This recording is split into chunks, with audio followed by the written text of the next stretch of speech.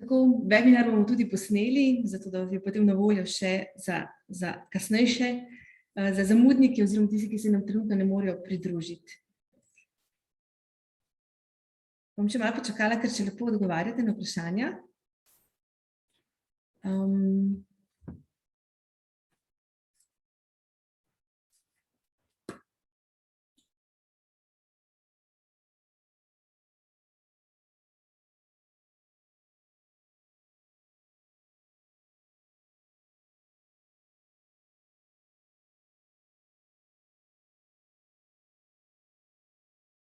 Torej, večina, ki vas je sedaj prisotna na webinarju, je odgovorila in zares hvala za te odgovore.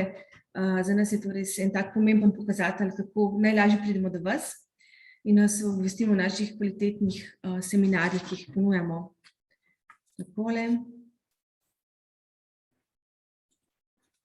Sicer pa dobrodošli, lep pozdrav iz Celovca, danes imamo sončni dan, se veselimo toplega dneva, hkrati pa smo veseli, da vam lahko spet ponudimo dobre, kvalitetne vsebine, ki so za vas ključnega pomena pri poslovanju z Avstrijo. Torej, lep pozdrav v imenu Slovenske gospodarske zveze, hvala Mariji Škof, ki bo danes vodila to predavanje. Pa mogoče za tiste, ki nas še ne poznate, torej mi smo Slovenska gospodarska zveza iz Celovca. Zveza obstaja že, bom delila vseeno par naših informacij. Slovenska gospodarska zveza obstaja že 33 let in je en tak ključen partner med čezmejnim poslovanjem med Slovenijo in Avstrijo. Nekako naši 4 stebri delovanja delujemo kot gospodarska zbornica, torej imamo več kot 350 članov iz Slovenije, Avstrije, pa tudi iz Italije, torej tudi regijsko smo precej močni, že govorimo o regiji, alpsko-jadranski regiji. Kot gospodarska zbornica potem ponujamo različne priložnosti za mreženja, spoznavanja, predvsem pa za neke partnersko sodelovanja, ki so ključna pri čezmejnem sodelovanju.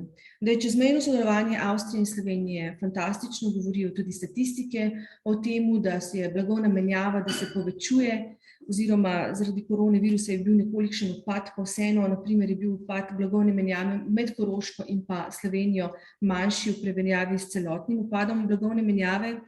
Hkrati je en zanimiv podatek tudi to, da je vedno več podjetij odprtih slovenskim lastništvom v Avstriji, nekje okrog 300 podjetij je takih, od tega jih je več kot polovica, se pravi, ne več kot polovica, 114 natančneje, so v zadnji podatki, jih je odprtih prav na Koroškem.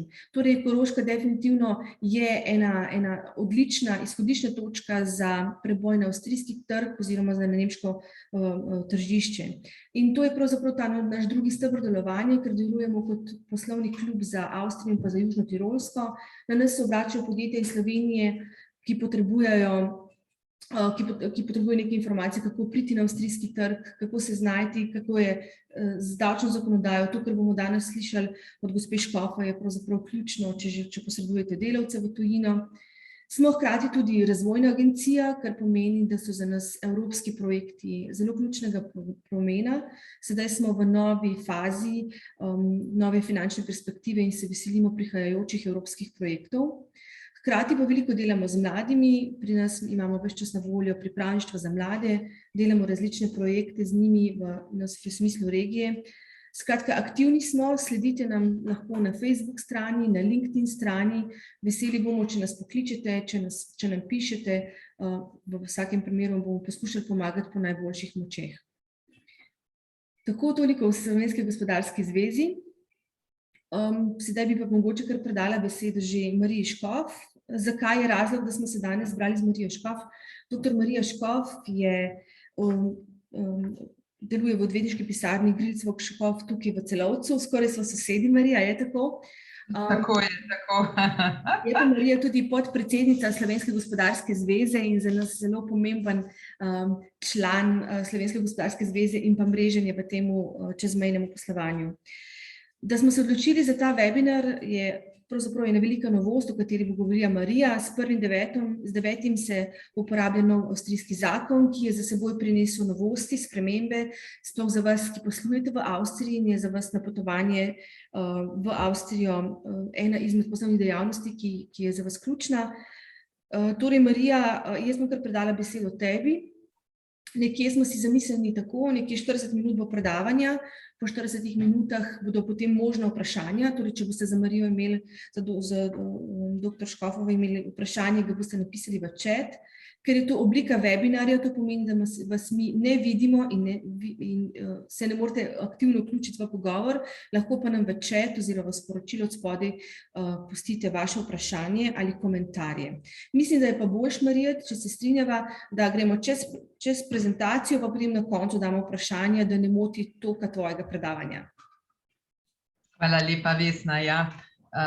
Se zelo strinjam, da na ta način naredimo tudi, da strnimo zadevo bolj, ker čim več vprašanje vmes, je potem to tudi zelo razvleče in pa vidimo praktično iz 100 v tisoče vprašanje in da je bolj, če to tako nekako strnimo. Ja, Vesna je že povedala, no, ta prvo prisrčen pozdrav tudi z moje strani. Zelo sem vesela, da se spet slišimo, čeprav nadaljavo. In v bistvu vam lahko predstavim te novosti tega zakona LSDBG, ki se začne uporabljati s 1.9.2021. Ta zakon pač v bistvu je zakon, katerega morajo upoštevati vsa podjetja, ki v Avstriji opravljajo storitve, v Avstrijo napotujejo delavce. In ta zakon je prinesel kar nekaj sprememb. Zdaj boste seveda vsi zelo veseli, boste rekli, o, krasno, formalizmi so odpravljeni, formalizmi so nas begali vsa ta leta in zdaj bo ta zadeva pač končno tako, kot si to vsi želimo v notranjem trgu in kot bi to bilo verjetno tudi zamišljeno in potrebno v notranjem trgu, tako da na to vprašanje oziroma na ta komentar vam že takoj lahko rečem, žal ni tako. Je pa tudi nekaj, kar vam lahko že na začetku povem, je to, zelo pomembno, do teh sprememb je prišlo. Zakaj? Po eni strani zaradi tega, ker se je spremenila Evropska direktiva o napotitvah. Direktiva o napotitvah se ni spremenila v korist podjetij, kar se pa je vsekakor spremenilo v korist podjetij, to so pa kazni. In posledica te spremembe so sodbe Evropskega sodišča v zadevah Maksimovič in Čepelnik. Mislim, da vsi poznate ta dva primera. Veliko smo o teh dveh primerih govorili. In mislim, po eni strani in po drugi strani seveda tudi številnih pritožb slovenskih podjetij na Evropsko komisijo, tako da vam lahko tudi čestitam tudi za vašo pomočjo in za vašim zagonom, tako rekoč so se te zadeve nekoliko le spremenile. Sedaj pa kar poglejmo od začetka in po vsebini, kaj točno bo treba upoštevati, kaj točno se je spremenilo, da tako rekoč čim bolj izkoristimo ta čas. Priglasitev dejavnosti, to je ostalo, to se ne bo spremenilo, se pravi podjetje, ki želi v Avstriji opravljati storitve in opravlja dejavnost, ki po avstrijski zakonodaji sodi med regulirano dejavnost, mora priglasiti dejavnost na Ministrstvo za gospodarske zadeve na Dunaju. Tle se ni nič spremenilo, to ostaje tudi v bodoče, tudi zavarovalna polica za gradbeništvo in sorodne panoge gradbeništvo, oziroma je treba pač predložiti v trenutku priglasitve dejavnosti na Dunaju, ampak mislim, da ti postopki kar dobro že potekajo, podjetja so dobro seznanjena s tem, tako da se tle ne bom veliko ustavljala, kaj je pomembno in današnji čas želim posvetiti napotitvi delavcem in spremenjeni zakonodaji. Kot sem že povedala, novela se bo začela uporabljati za primere, ki se dogodijo po 1. septembru 2021. To se pravi, da je treba to že od septembra naprej pač upoštevati. Povedala sem tudi, da je v bistvu osnova oziroma eden od razlogov za spremembo tega zakona je spremenjena direktiva o napotitvi delavcev, ki predvideva skrajšano obdobje možne napotitve in sicer na maksimalno 12 mesecev oziroma v izjemnih primerih na 18 mesecev. V preteklosti je bilo to 24 mesecev, lahko se je podaljšalo na 5 let. Se pravi, to se bo spremenilo. Treba je tudi paziti, da če recimo en delavec nadomesti drugega delavca, da se časi seštevajo. Se pravi, to bo vprašanje, kako bo se to seveda potem izvajalo v praksi. Načeloma to direktiva predvidi tako. Glede na to, da je Avstrija zelo restriktivna, je treba izhajati iz tega, da se bo to obdobje in trajanje napotitve dokaj restriktivno izvajalo tudi. Posledica je, če pač delavec prekorači teh 12 oziroma v izjemnih primerih 18 mesecev, potem zapade iz vidika socialnega prava pod avstrijsko zakonodajo, kar pomeni, da je treba plačevati prispevke potem za zdravstveno zavarovanje v Avstriji. Še vedno velja, da se zakon oziroma okoliščine presojajo po vsebini, ne pa po formalnih merilih.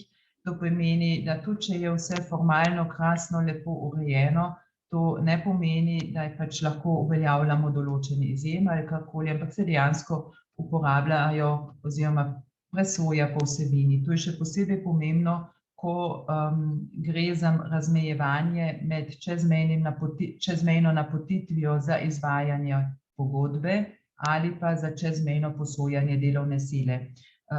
Veliko smo govorili tudi v preteklosti že o tem, da je pač razmejitev med posojanjem delovne sile in posredovanjem oziroma napotitvijo delavcev za namene izvajanja pogodbe, podjemne pogodbe, zelo težka in tudi za pravnike zelo zahtevna. Zakon velja tudi naprej, pač, kot rečeno, za vsa področja, kjer so pač zaposleni na področju pogodbe o zaposlitvi v privatnem sektorju. Javni sektor je izključen iz tega zakona, ampak to nas verjetno ne zanima tako. Tudi na področju kmetijstva velja, se pravi, če gre za sečno lesa, je treba ta zakon upoštevati. Velja pa tudi za čezmejno posojanje delovne sile. Zdaj, seznam teh izjem je, če ga pogledamo, zelo velik, zelo obširen, ampak v praksi je teh izjem zelo malo. Oziroma so okoliščine, kjer lahko uveljavljamo eno od teh izjem, praktično reducirane na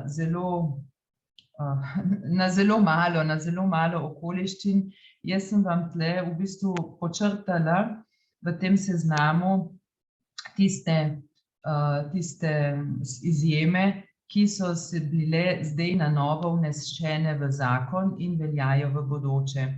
Zdaj je pač treba temu tudi povedati, da v bistvu te spremembe teh izjem in dodatne okoliščine pravzaprav niso nič novega. To so v bistvu bile zadeve, ki so v preteklosti že uporabljale in ki so se razvile v praksi, ampak ki so zdaj pač zapisane v zakon in s tem je pač tako rekoč črno na belo in je dileme, ki so obstajale v preteklosti za določene okoliščine, so pač s tem tako rekoč pojasnjene.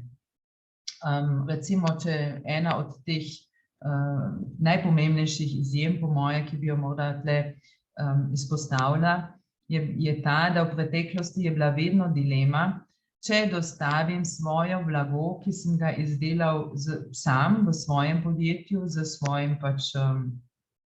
svojim delavcem, ali je to zdaj storitev, ali je to prevozništvo, kajti prevozništvo sodi na področje zakona LSDBG. Se pravi, zdaj je v bistvu določeno tudi v zakonu, da če se dostavi tako rekoč blago, ki smo ga sami izdelali, in pač se dobavi naročniku, potem je to izvzeto in ni treba tako rekoč posebej priglasiti. To je pač po moje verjetno ena najpomembnejših sprememb, kar se tiče izjem, ni pa zelo veliko novih izjem. Se pravi, vse ostalo, kar je veljalo že v preteklosti, glede sestankov, udeležbe na sejmu in tako naprej, to velja tudi naprej.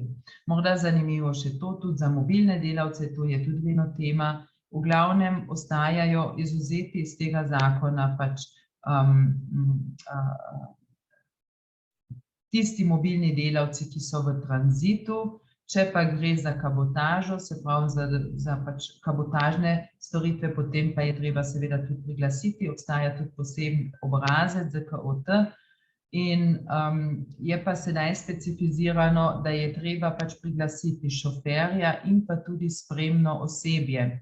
Se pravi, tle zgleda je bilo v preteklosti tako, da se je v glavnem priglasil šofer in pogosto ali pa je še kdo ga spremljal. V bodoče je treba tudi spremno osebje priglasiti in velja seveda s tem tudi za spremno osebje ta zakonodaja. To se pravi, v preteklosti pač morda, oziroma v bodočnosti morda ni tako smiselno, da pač ne vem, koliko oseb spremlja tega šoferja v Avstrijo, ker lahko pride do tega, da pride do kontrole in da se pač argumentira, da je to bil tudi zaposlen, ki ga je spremljal in tako naprej in lahko pride do zapletov. Kar se tiče priglasitev delavcev, je tako še vedno ostaja, tukaj se na žalost ni nič spremenilo, še vedno imamo dva načina priglasitve, se pravi ZKO3 in ZKO4. Je pa tukaj ena zelo, zelo pomembna sprememba in sicer, da velja priglasitev kot popolna, če je bil izbran napačen obraz, sicer izbran napačen obrazec, ampak je priglasitev bila popolno izpolnjena. To je v preteklosti bilo, se spomnite, je bilo kar težavno, ker kot sem že povedala, razmejitev med ZKO3 in ZKO4, se pravi pogodbo in pa posojanjem delovne sile, to je vsebinsko zelo težko vprašanje. In je bila velikokrat dilema, kateri obrazec izbrati, čeprav sta vsebinsko oba obrazca enaka. To se je zdaj spremenilo, tako da velja kot olajševalna oziroma oprostilna okoliščina, če smo izbrali sicer napačen obrazec, ampak tisti napačen obrazec popolnoma pravilno izpolnili, potem se kljub temu velja, da je bila priglasitev narejena in iz tega ne sledi kaznivo dejanje.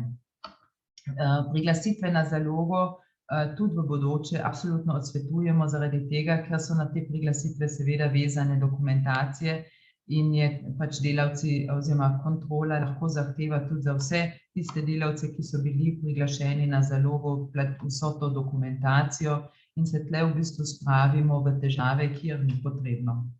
Zanimivo je morda še to, ta sprememba pri okvirnih priglasitvah, ki bojo seveda tudi v bodoče, se je podaljšalo obdobje. Od 3 mesecev za 3 delavce bo okvirna priglasitev v bodoče možna za 6 mesecev za 5 delavcev in 5 naročnikov. Se pravi, tukaj se je nekoliko spremenilo in verjetno tudi prilagodilo pač dejanskim okoliščinam, gospodarskim okoliščinam. Tudi skupinske prijave bodo v bodoče možno. Prijave ostajajo seveda v elektronski obliki in se pač oddajo v elektronski obliki. Kar se tiče dokumentacije, tudi tukaj ni bistvenih oziroma so manjše spremembe, tako bom povedala. A1 obrazci, priglasitve, vse to je treba imeti, seveda tudi v prevodih, v nemški jezik oziroma v angleščino, potrdile o plačah seveda tudi, tako kot je bilo to v preteklosti.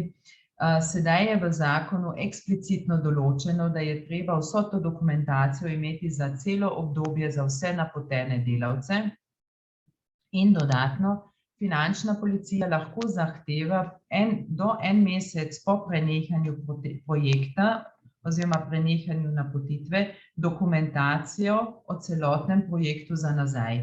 Se pravi, če se je projekt končal septembra oziroma se konča sedaj konec septembra, bo finančna policija lahko za namene preverjanja, ali so bile plače dejansko plačane v skladu z avstrijsko zakonodajo, zahtevala to dokumentacijo še 1 mesec naprej, se pravi do konca oktobra in bo to treba dostaviti. V preteklosti je bilo običajno tako, da so zahtevali in kontrolirali samo tisto, oziroma tiste primere, kjer so dejansko na licu mesta izvedli kontrolo in je bila potem pač, in je bilo preverjanje, preračunavanje, posledica pač te kontrole. v bodoče bo to možno tudi tako rekoč iz pisarne, se pravi, da bo pač lahko finančna policija oziroma urad za preprečevanje socialnega dumpinga in goljufije lahko tudi iz pisarne zahteval to dokumentacijo v tistih seveda primerih, ko bojo o tem izvedeli, ko pač naredite priglasitev na ZKO.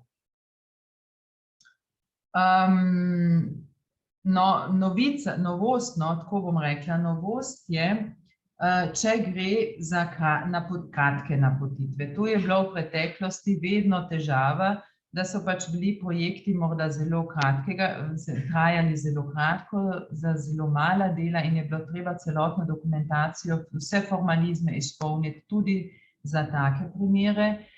Sedaj je v bistvu olajšava v tem, da pač zakon določa, da pri kratkoročnih napotitvah, ki ne trajajo več kot 24 ur, ni treba celotne dokumentacije imeti na licu mesta. Jaz sem tle prečrtala tiste zadeve, ki jih ni potrebno imeti, in sicer ni potrebno imeti pogodbo z naročnikom, obračun plače in potrdilo o plačilu plače. Vse ostale dokumente pa je potrebno kljub temu imeti v primeru kratke napotitve do maksimalno 24 ur.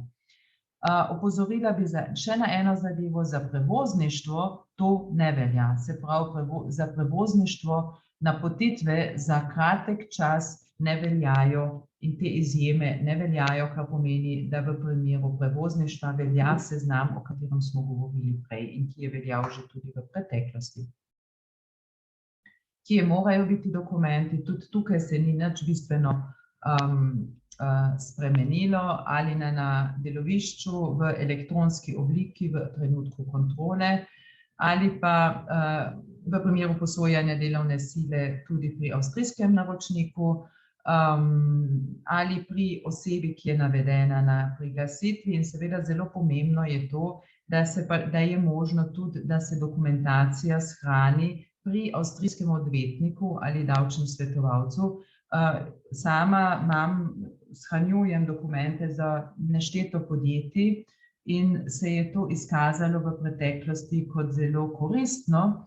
Zakaj? Kajti prvič, finančna policija v trenutku kontrole ne govori z enim od delavcem, ki pač morda se težje izraža, je pod stresom, če pride do kontrole, ampak dejansko kontaktirajo nas in nas kontaktirajo verjetno tudi na malo drugem nivoju, kajti nažalost smo v preteklosti že slišali za primere, kjer pač se z delavci ni ravnalo zelo fair, zelo prav, tako da je morda tudi to razlog, zakaj ima smisel, da se dokumenti shranijo pri nekomu, ki je po poklicu pooblaščen, da take zadeve lahko shranjuje in v bistvu se potem tudi naprej pogovarja z finančno policijo. Morda še ena zanimiva zadeva, seveda lahko se dokumenti posredujejo v primeru kontrole do zaključka kontrole, se pravi, če nekaj ne bi imeli delavci na licu mesta in jih potem iz pisarne pošljete, ne vem, do konca kontrole, ampak tle ste vedno v razcepu, a je bilo pravočasno ali ne. Jaz sem imela zdaj en primer, ki je v bistvu kar malo svoje vrste, in sicer je bila kontrola izvedena ob 11:30, oziroma začetek kontrole je bil ob 11. uri dopoldne, kontrola je pa trajala do 12:30, se pravi uro pa pol. In v tem obdobju so bili zahtevani dokumenti na sedežu podjetja ob 12:00 ali 11:40. Ob 11:50 so bili posredovani dokumenti in res je, da so potem naknadno še bili posredovani dokumenti pač z e-maili. Zadnji e-mail z dokumenti je bil naslovljen na finančno policijo ob 13:37. Ne boste verjeli, ampak dejansko je zdaj poteka postopek, kjer očitavajo, da dokumenti niso bili na licu mesta, niso bili pravočasno posredovani. Govorimo o 1 uri in pa 10 minutah. Tako da ne vem, a se splača to tveganje, za to pač, da tvegate kazen, če ni bolj smiselno, da dejansko imate zadeve tako urejene pri nekomu, ki to dejansko po poklicni, ki je to njegov poklic in to pravočasno posreduje. Kajti Problem je tudi, če to naknadno, oziroma če posredujete iz sedeža in pa nekdo, ki pač tako rekoč to po vas v podjetju ureja, da nikoli niste sigurni, ali je celotna dokumentacija posredovana ali ne. Klasični primer zdaj zahtevajo kot del plačilne dokumentacije LU4. LU4, to so pač obrazci, ki so obrazci avstrijskega obračuna plač in je vprašanje, seveda ga ne boste mogli posredovati, ker pač avstrijski obračun plač nimate, ker imate slovenskega. Tako da to so pač take zadeve in je to treba seveda pri vsem tem upoštevati. Ena glavnih sprememb ki pač izvira iz spremembe direktive o napotitvah, so pravice delavcev, ki so povezane z plačami. Odslej naprej velja, da za delavce, ki so napoteni v Avstrijo, velja enaka plača za enako delo v enakem kraju, kot pač jo prejema avstrijski delavec. V preteklosti je bilo tako, da se je primerjala predvsem osnovna plača, potem pa sorazmerni del 13. in 14. plače. Sedaj bo obvezno tudi, da se plačujejo dodatki, če tako predvidevajo kolektivna pogodba. Naprimer je to dodatek za montažo. Določene kolektivne pogodbe to predvidevajo in v tem primeru je treba seveda to plačevati tudi delavcem, dodatek za montažo. Ali pa so tudi drugi dodatki, enako velja tudi za nadomestilo stroškov. Tudi to je treba seveda plačevati po avstrijski zakonodaji. Tako da tle bojo kar bistvene spremembe, kar se tiče obračuna plač in vam zelo svetujem, da se tukaj dejansko pravočasno ustrezno pozanimate, koliko morate plačati, kajti najhujše kazni ostajajo slej ko prej za primer dumpinga in to je pač tudi ena zadeva, ki se pač želi preganjati. Je pa morda zelo zanimivo, jaz sem si dala tudi izračunati, kakšne so razlike v plačah, tako da recimo, če izhajamo iz plače kvalificiranega delavca po kolektivni pogodbi za električno in kovinsko dejavnost, potem tudi, če izhajamo iz iste bruto plače, to seveda ni ista neto plača v Sloveniji, odvisno je seveda, ali gre za napotitev po 13. ali po 14. členu, razlike so kar precejšnje. Dodatno pa je še enkrat razlika po avstrijski zakonodaji. Po avstrijski zakonodaji bi bila neto plača višja pri enaki bruto plači. V Sloveniji je neto plača nižja pri enaki bruto plači. Je pa bruto 2, se pravi tisto, kar pač ta delavec stane delojemalca, v Avstriji višja, v Sloveniji pa nižja. Tako da to je kar precej teh zadev, ki imajo pač posledice v primeru, da izhajamo iz enake plače za enako delo na enakem delovnem mestu v enakem kraju. Ampak kot rečeno, na to vas želim še posebej opozoriti in vam res svetujem, da se tukaj pravočasno pozanimate, koliko je treba plačati in da plače uskladite in se pravilno obračunajo. Tukaj imate še enkrat napisano, katere komponente morate upoštevati. Morda dodam samo še to, da se je Avstrija pri tem zakonu oziroma pri predlogu tega zakona še posebej pohvalila s tem, da je v bistvu novosti, ki jih je predvidevala pač tako rekoč Evropska direktiva, uporabljala in zahtevala že preden je začela Evropska direktiva veljati. No, to samo komentar ob strani.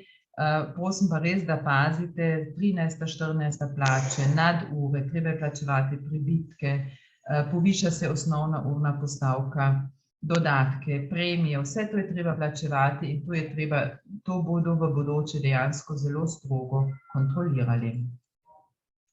Druge pravice delavcev, dopust, predvsem delovni čas, o tem smo tudi že v preteklosti dosti govorili, tako da se v to ne bom več spuščala. Morda nekaj besed na posojanje delovne sile, tudi o tem smo danes že govorili. veljajo pač navedeni pogoji, kdaj gre za posojanje delovne sile in kdaj za podjemno pogodbo oziroma izvajanje storitev na osnovi podjemne pogodbe.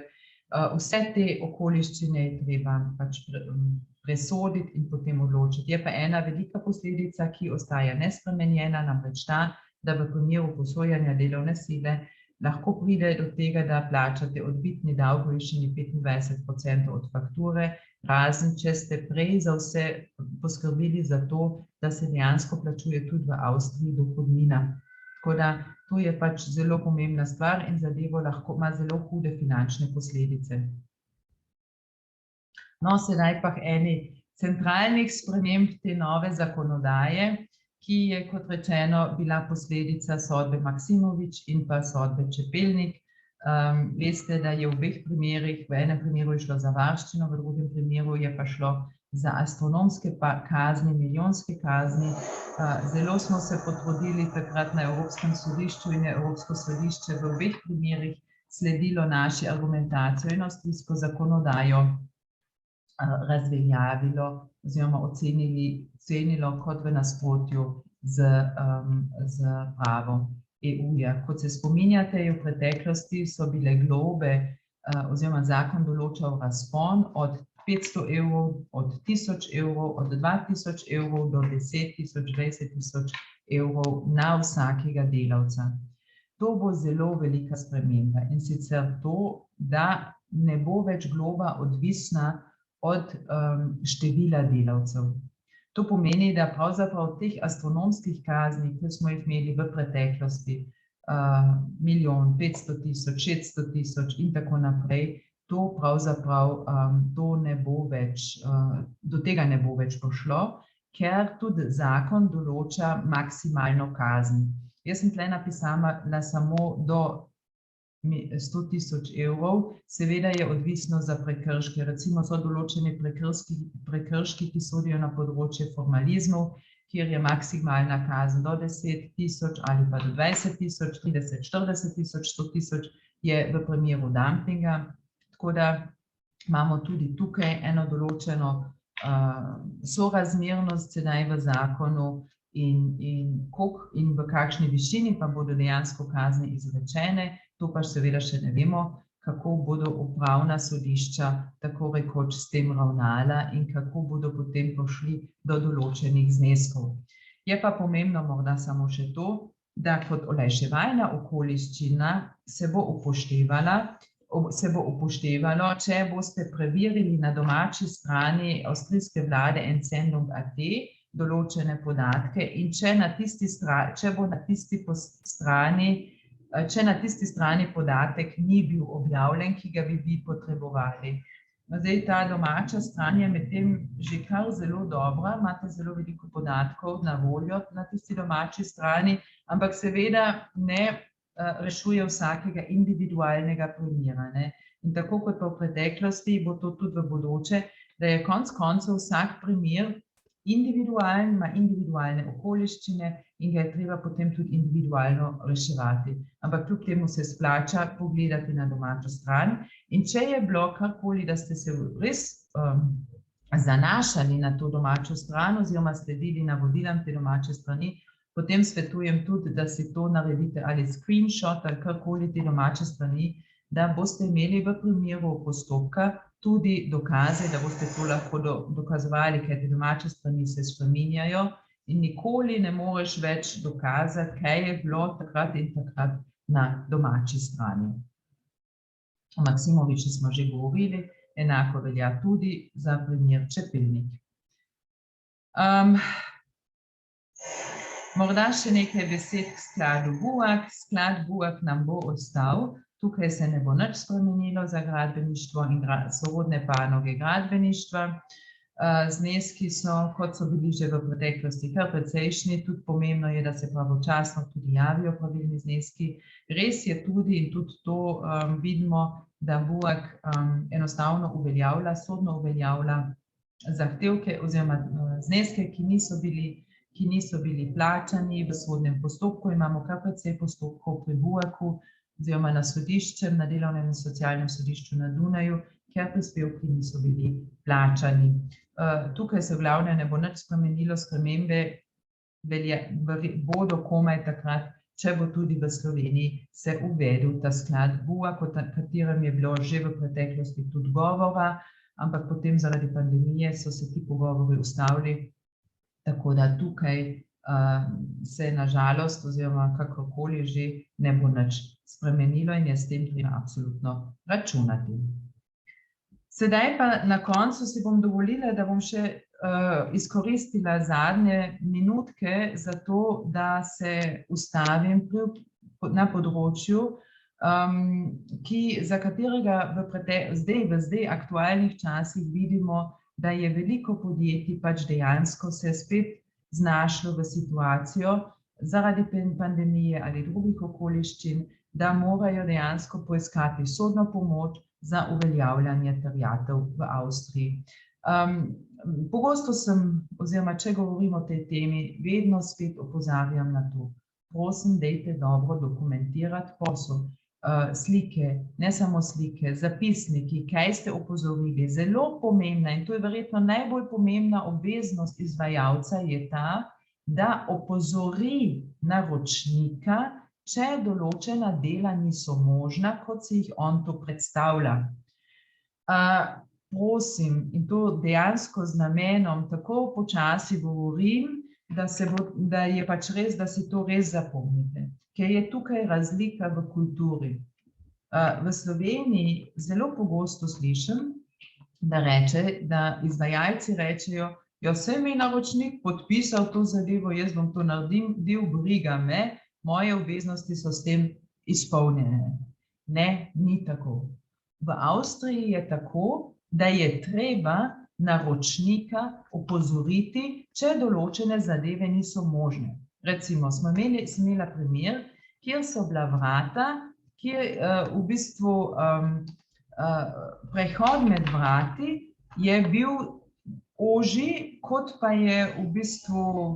pa so vsi mislili ali niso mislili, vsi so bili tam na licu mesta, so si to pogledali in na koncu je to bilo možno samo vgraditi vrata zunanja vrata, vhodna vrata z odprtino 70 centimetrov. To je za vrata premalo, saj v bistvu pač, ja, je enostavno premalo, ampak nikjer ni bilo dokumentirano, da bi izvajalec naročnika opozoril, da pač ta odprtina, ki jo je pustil, ne ustreza standardom, da zaradi tega ne bo možno vgraditi pač vrata po normi, ki pač predvidevajo prehod 1 metra in da zaradi tega to ni možno.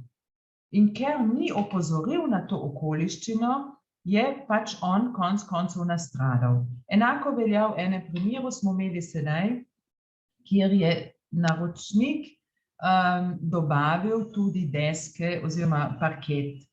To je bil masivni parket, ki se je potem polagal z talnim gretjem. Vsi veste, masivni parket in talno gretje, to je zelo zahtevna zadeva, to je zelo zahtevno polaganje.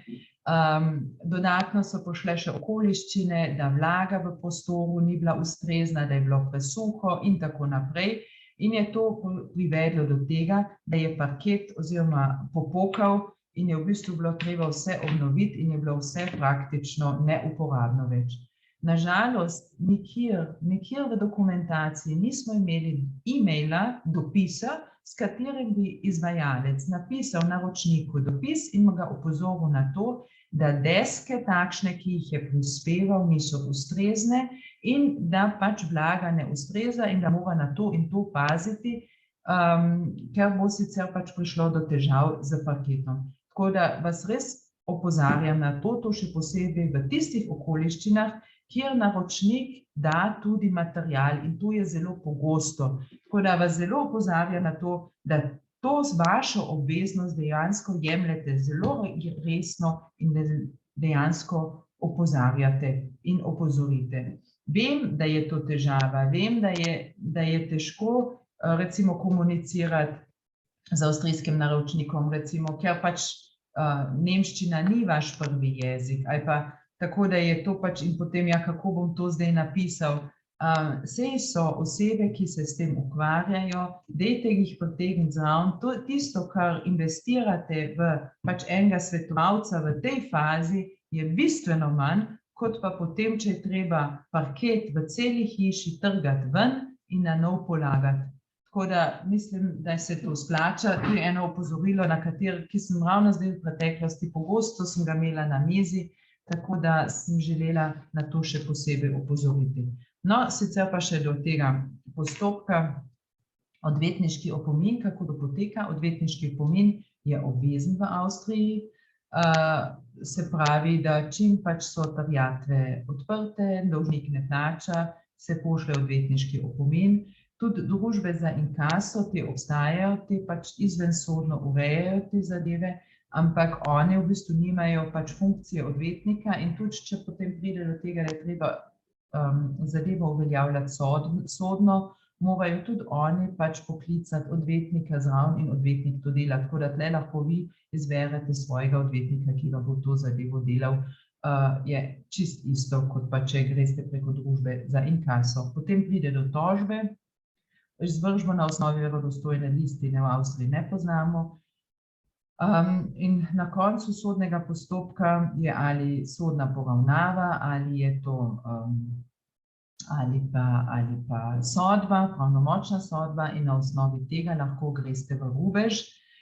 Tudi če imate recimo tožbo iz Slovenije, se pravi slovenskih sodišč, lahko jo greste v rubež v Avstrijo, v izvršbo v Avstriji.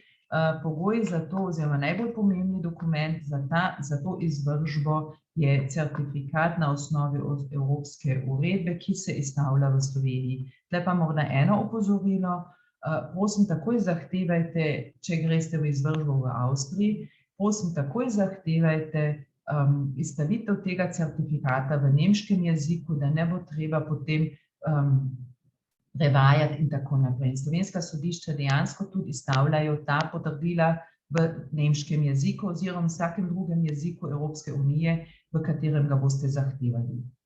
Morda še to, rubež transakcijskega računa, lahko seveda v Avstriji, ampak težava je v tem, da se ne zamrzne račun, ampak se rubi samo tisto, kar je v trenutku rubeža na računu.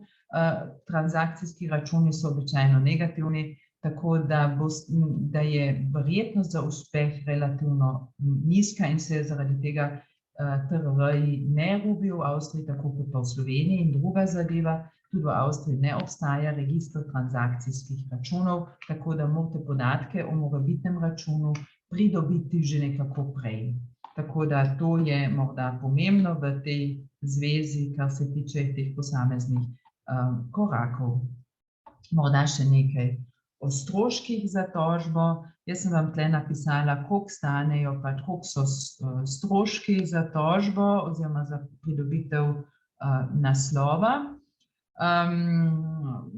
Sodna taksa, odvisno od vrednosti, je seveda sodna taksa ravno tako kot pa stroški odvetnika in enako velja tudi za izvršbo. Tudi tukaj je odvisno pač od vrednosti spora in je pač to seveda. Te sem vam navedla stroške izvršbe v primeru premičnine, so različni, pač tudi stroški se spreminjajo, če gre za nepremičnino.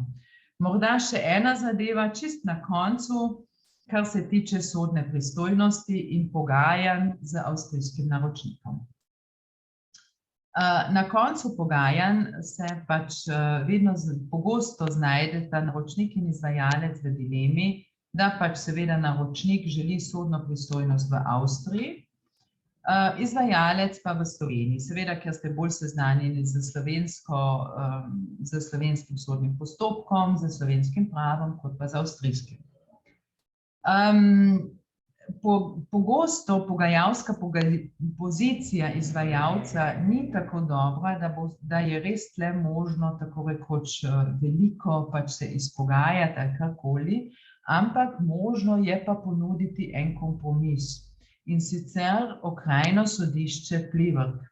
Okrajno sodišče Pliberg je sodišče, ki je v Avstriji, v Plibergu, po nemško je to Bezirksgericht Freiburg, je dvojezično sodišče in tako rekoč če se dogovorite za sodno pristojnost na okrajnem sodišču v Pliberku, je to tako rekoč kompromis, kar se tiče poti, in sicer naročnik ima še vedno zagotovilo, da se bo primer obravnaval pred avstrijskim sodiščem, ne pa pred slovenskim sodiščem, je na polovici poti običajno med naročnikom in izvajalcem. In tretja zadeva, ki pač seveda mu ne boste povedali naročniku, to je dvojezično sodišče. Kar pa pomeni, da boste vi lahko pred tem sodiščem lahko govorili v slovenščini. Za vašo izjavo ne bo potreben tolmač. In to je seveda zelo velika prednost in morda je to pač kakšna ideja, na kakšen način se lahko oziroma rešitev iz te dileme, za katero sodno prostojnost se dogovoriti. Tako da morda je to koristno in vam želim to informacijo dati enostavno naprej in morda pa komu pride tudi prav. Tako, mislim, da smo izkoristili čas 40 minut, skušala sem govoriti hitro, da sem čim več podatkov stlačila v to predavanje. V glavnem sem se osredotočila na pač novosti, ki vas bodo tako rekoč spremljali oziroma že spremljajo od 1. septembra naprej. Zahvaljujem se vam za vašo pozornost in besedo predajam nazaj Vesni. Hvala, Vesna. Hvala, Marija, hvala za res super pregled novosti, ki nam jih ponuja nov zakon. Naj mogoče samo omenim, da ko potrebujete svetovalca, ko potrebujete nekoga za prevod in tako naprej, lahko se obrnete na Slovensko gospodarsko zvezo. Mi imamo kontakte, mi imamo naše člane, ki ponujajo te storitve in zato obiščite našo spletno stran ali pa nas enostavno kontaktirate in super namig za Pliberk, za okrajno sodišče. Zdaj imamo še nekaj časa za vprašanja. Naj samo omenim, da prezentacija bo na voljo, a ne, Marija? Ja, seveda. Tako, bomo pa mi tudi celotno predavanje dali na naš YouTube kanal, tako da vam je potem ves čas na voljo za dodaten ogled. In sicer greva na vprašanje. Petra sprašuje, med obveznimi dokumenti pri napotitvi je bilo navedeno potrdilo o napotitvi za državljane tretjih držav. O kakšnem potrdilu govorimo? To je potrdilo, ki ga izstavlja avstrijski AMS. To je dodatno potrdilo, ki je pač potrebno pridobiti v primeru napotitve državljanov tretjih držav. V bistvu, ko državljana tretje države napotite, se avtomatično tudi sproži postopek pri AMS-u, se pravi Zavodu za zaposlovanje v Avstriji, in potem je treba tam še dodatni postopek izpeljati, predložiti dokumente in tako naprej. In potem konec tega postopka, tako rekoč pri Zavodu za zaposlovanje v Avstriji, je potrdilo o napotitvi. In če potrdila o napotitvi ne prejmete, je treba v trenutku, ko dobite negativno odločbo, takoj tega delavca umakniti iz delovišča. Tako da sicer državljane tretjih držav lahko napotite in jih prijavite, lahko začnejo delati tudi z priglasitvijo, ampak če pride negativna odločba s strani zavoda, potem ga je treba takoj pač umakniti iz delovišča. A je mogoče še kakšno vprašanje? Sicer bomo... Sta besedili novele in uradno prečiščenega besedila javno dostopni na spletu? Ja, seveda, na domači strani avstrijskega parlamenta. Ok, pa bomo mogoče potem, ko vam pošljemo prezentacije, dali še ta link zraven, ne? Še Igor sprašuje, mi smo delali prijavo 20.9.2021 na ta formular, ki si ga tudi ti navedla, in je bilo glede trajne napotitve še vedno možnost izbirati samo čas do 3 mesecev. Ja, to jaz vem, mislim, nekaj je zakon, drugo je pa IT, računalničarji, se opravičujem, ampak za ta obrazec za prevozništvo ZKOT, smo takrat čakali, v zakonu je bilo od januarja naprej se začeli uporabljati, vedelo se je, da bo ta sprememba prišla, se je vedelo že septembra januar je začel veljati ta nov zakon in ta obrazec za prevozništvo smo pa, meni se zdi, da so ga uredili leta potem, tako da ja, to je pač enostavno pač težava z ministrstvom, vse smo v rednem kontaktu z njimi, tudi preko ambasade, mislim, da je tudi treba to na tem mestu še enkrat poudariti in vedno z veseljem poudarjam, da dejansko na slovenskem veleposlaništvu na Dunaju imamo zelo dobre sogovornike, ki dejansko, ko mi vidimo karkoli v praksi, da se pač nekje zatika, tudi z njimi stopimo v kontakt in oni takoj tudi na diplomatski ravni pri ustreznem ministrstvu takoj urgirajo in rečejo, hop, tle v zakonu piše to in treba je to spremeniti in ustrezno pač tu urgirajo, da se to hitro spremeni. Marjeta naju še sprašuje, oziroma jo sprašuje, omenili ste tudi delovno dovoljenje za državljane tretjih držav. Je s tem mišljeno delovno dovoljenje za zaposlitev v Sloveniji? Ja. Tako. Če ni več vprašanja, čakam mogoče minutko. Torej, zdaj, ko bomo zaključili z webinarjem, boste vsi dobili še eno kratko anketo, samo ali ste zadovoljni z vsebinami ali ne. Spet za našo evidenco. Julija, vi ste dvignili roko, boste še nekaj napisala ali vas povežem noter v pogovor? Ne vem. Dajte v chat noter.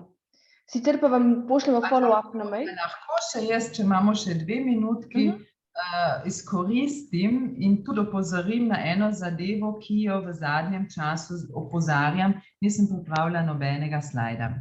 In sicer, zelo veliko Slovencev v Avstriji kupujejo nepremičnine iz različnih razlogov, za lastne poslovne namene ali pa za namene, recimo, ker otroci študirajo na Dunaju in kupijo takoj stanovanje, ali pa recimo tudi ker za počitniške namene. To v zadnjem času zelo močno opozarjamo. Opozorila bi na 2 zadevi. Prva zadeva je ta, kar se tiče namembnosti te nepremičnine. V preteklosti ta namembnost se ni tako močno kontrolirala, se pravi, se ni kontroliralo, ali je dejansko, ali je namembnost te nepremičnine, tega stanovanja počitniška namembnost, ali je to dejansko stanovanjska namembnost. Če je počitniška namembnost, potem, oziroma v kraj, je zelo težko dobiti osnovno dovoljenje, zaradi tega so pa nekateri kar kupili oziroma začeli graditi objekte z stanovanjsko namembnostjo. In to seveda privede do tega, da je zelo veliko postelj, v nemščini rečemo mrzle postelj, kalte petten, se pravi, da so postelje, ki se ne uporabljajo in so začeli kraji zelo kontrolirati, recimo zlasti turistični kraji. Tako da to je ena tema, ki vam jo zelo priporočam, da jo preverite v primeru, da kupujete tako rekoč nepremičnino v Avstriji. Druga zadeva, ki jo pa želim opozoriti na tej točki, je pa ta, da običajno se najdejo nepremičnine pri nepremičninskem posredniku in stroške nakupa stanovanja, se pravi, poleg pač davka na pridobitev nepremičnine, vpisnine, odvetnika in tako naprej, plača kupec. Tako da, tle vas, ne vem, se mi zdi zelo smiselno, da to veste, da ta podatek veste, da v Avstriji pač to delajo tudi odvetniki, ni obvezna pristojnost pri notarjih. In drugič je pa to, da vi lahko kot kupec določite, s kom želite skleniti, oziroma kdo bo pripravljal pogodbo, kdo bo fiduciar in kdo bo izvedel. Vsega boste konec koncev tudi plačali. Tako da tle se lahko kar malo postavite na noge, če bi vam posrednik želel posredovati še svojega odvetnika ali pa odvetnika prodajalca, se tukaj lahko kar malo postavite na noge in pač zahtevate, da pač vaš odvetnik, ki ga mu vi zaupate, dejansko tudi pripravi pogodbe. Pa morda še tretja zadeva, v Avstriji se vsa plačila v primeru nakupa nepremičnine izvedejo preko fiduciarnega računa. Ni nobenih avansnih are in vseh teh zadev, to v Avstriji ni. ampak je obvezno plačilo preko fiduciarnega računa. Kaj je to fiduciarni račun? Fiduciarni račun je račun, poseben račun, ki se odpre za namene te transakcije in pri katerem se sklene še dodatni dogovor z banko, z strankami pogodbe oziroma z strankami pogodbe in pa s fiduciarjem, se pravi odvetnikom, ki je pripravil pogodbe. In v ta dogovor se napišejo vse transakcije, ki se bojo izvedle iz tega računa.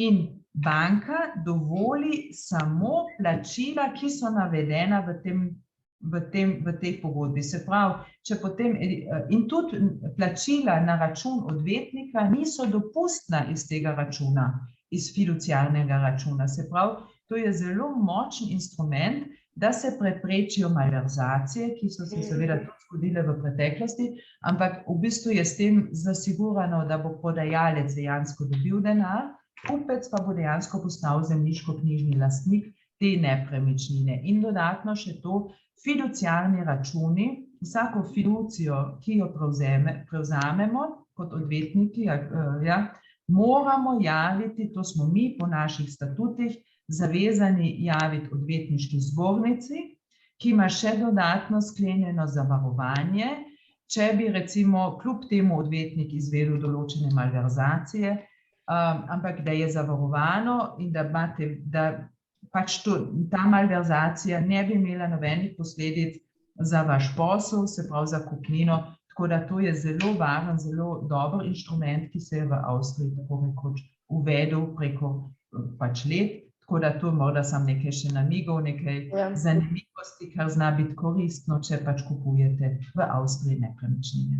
Nakup nepremičnine se zares, lahko iz lastnih izkušenj povem, zares zelo razlikuje od slovenskega načina nakupa nepremičnin in mislim, Marija, da si dala odlično iztočnico za nov webinar na temo, kako priti do nakupa in kaj vse je potrebno za to, ker je res čisto popolnoma drugače. Tako da dober tip, mogoče v kratkem dobite vabilo na tak seminar. Julija ne samo še sprašuje, če je kakšna posebnost za SP-je, vezano se pravi na prezentacijo odprej, ne na nepremičnine. Tako SP, zadeva z SP je ta, če je SP dejanski SP in ni navidezni SP, potem v bistvu on samo priglasi dejavnost, če opravlja dejavnost, ki je po avstrijski zakonodaji regulirana, delavce, pa če recimo ima delavce in izvaja pač to dejavnost za delavci, potem seveda tudi delavce priglasi, če sam, potem seveda priglasitev ZKU ni potrebna.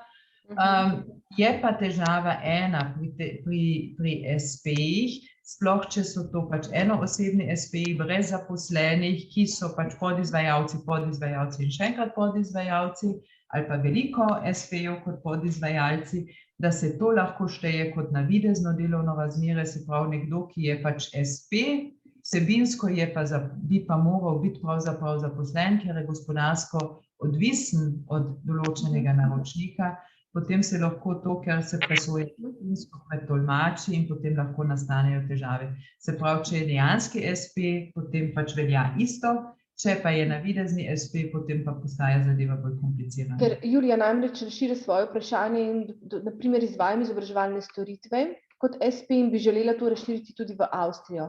A moram samo sebe napotiti na delo v Avstrijo?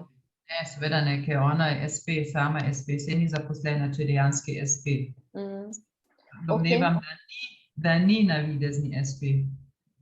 Potem dodamo samo še eno vprašanje, če izvajamo projekt, torej ne poslujemo delavcev in sami najamemo podizvajalca, ki prevzame del projekta in ima svoje orodje, materijale, pa zagotovimo mi. Ali mora ta podizvajalec sam prijaviti ZKO3 ali ga prijavimo mi?